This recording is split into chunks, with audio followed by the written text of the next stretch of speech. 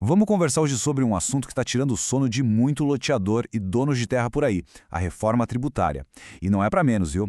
A gente se baseou aqui numa análise da Controller e Oráculos para entender como é que essa reforma vai, basicamente, implodir o modelo de negócio que funcionou por décadas. As parcerias imobiliárias do jeito que a gente conhece, elas simplesmente não vão mais ser as mesmas.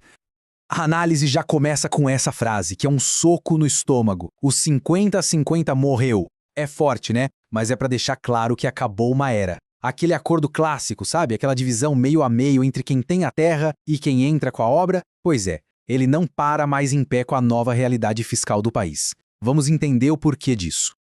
Durante muitos e muitos anos, o mercado de loteamentos funcionou com base numa espécie de regra de ouro. Não estava escrita em lugar nenhum, mas todo mundo seguia. Era um sistema que trazia previsibilidade. Todo mundo sabia as regras do jogo. Só que agora a reforma tributária chegou e quebrou essa regra, virando a mesa completamente.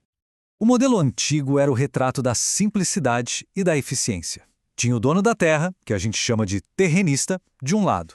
Do outro, o loteador, que vinha com todo o investimento, a mão de obra, as aprovações na prefeitura, as vendas, tudo.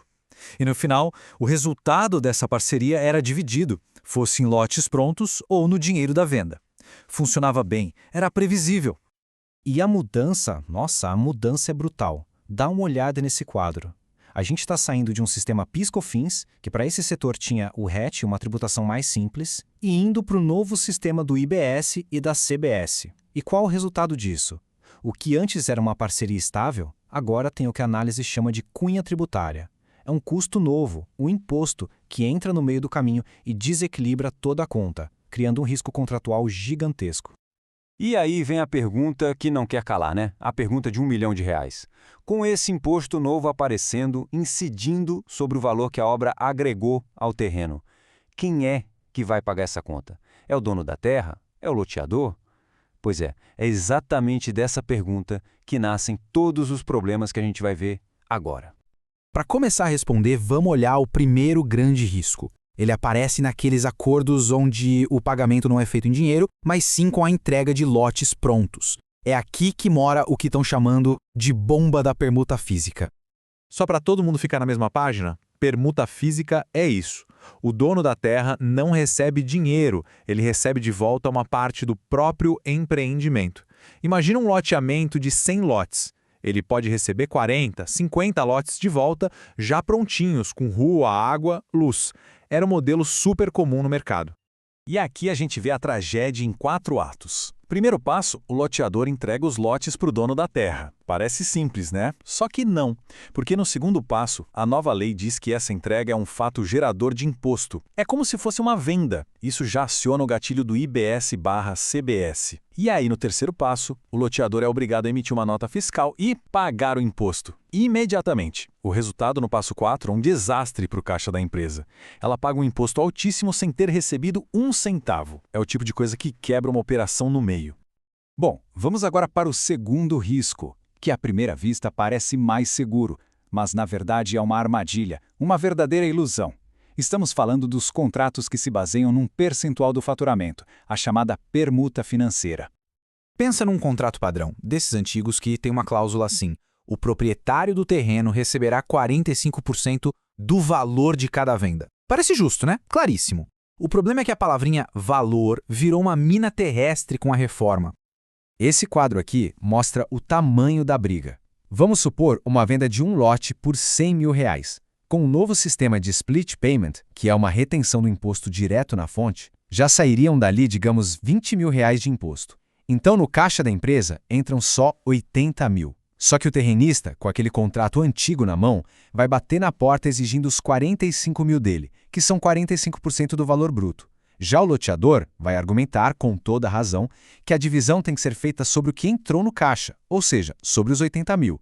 Isso daria 36 mil para o terrenista. Essa diferença de R$9 mil por lote é briga judicial na seta.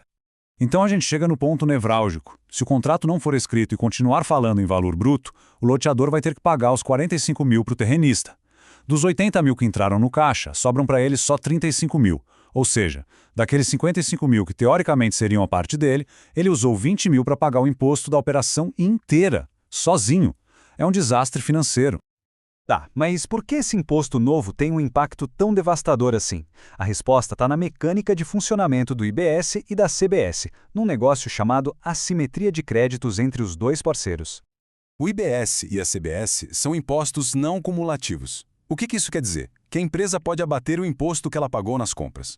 O loteador, nesse caso, tem um monte de créditos. Ele compra asfalto, canos, cimento, máquinas, paga serviços. Mas e o terrenista? Ele geralmente é uma pessoa física ou uma empresa patrimonial que entrega a terra nua e crua. Ou seja, ele entra na parceria sem gerar praticamente nenhum crédito fiscal. E aqui está o X da questão. A principal matéria-prima do negócio, que é a terra, entra na operação sem gerar crédito fiscal. Isso significa que, na hora de vender o lote lá na ponta, a base de cálculo para esse imposto é gigante, porque tem muito pouco crédito para ser abatido. O resultado final é simples e doloroso, uma carga tributária efetiva muito mais pesada para o projeto como um todo. Diante desse cenário, que parece bem caótico, a boa notícia é que tem solução. Não é mágica nem é fácil, mas é uma solução direta e, mais do que isso, é indispensável. Sentar à mesa e renegociar o contrato de parceria, cláusula por cláusula.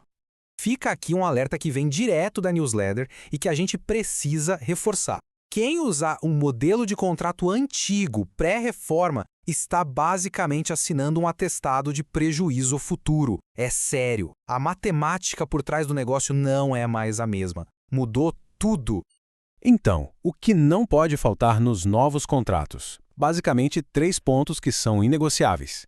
Primeiro, e talvez o mais importante de todos, deixar escrito com todas as letras que a base de cálculo da divisão é a receita líquida, ou seja, o que sobra depois de pagar os impostos. Segundo, o contrato precisa ser cristalino sobre quem arca com o imposto no caso da permuta física. E terceiro, vale muito a pena analisar a criação de uma SPE, uma sociedade de propósito específico, onde os dois são sócios. Isso pode ajudar a alinhar os interesses e otimizar a questão dos créditos.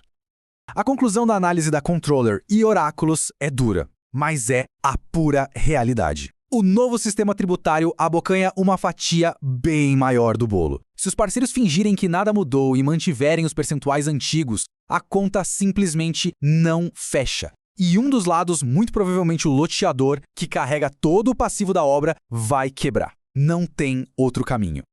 E a gente termina com essa provocação, né? A mudança já está aí, batendo na porta. A transição começa logo ali, em 2026.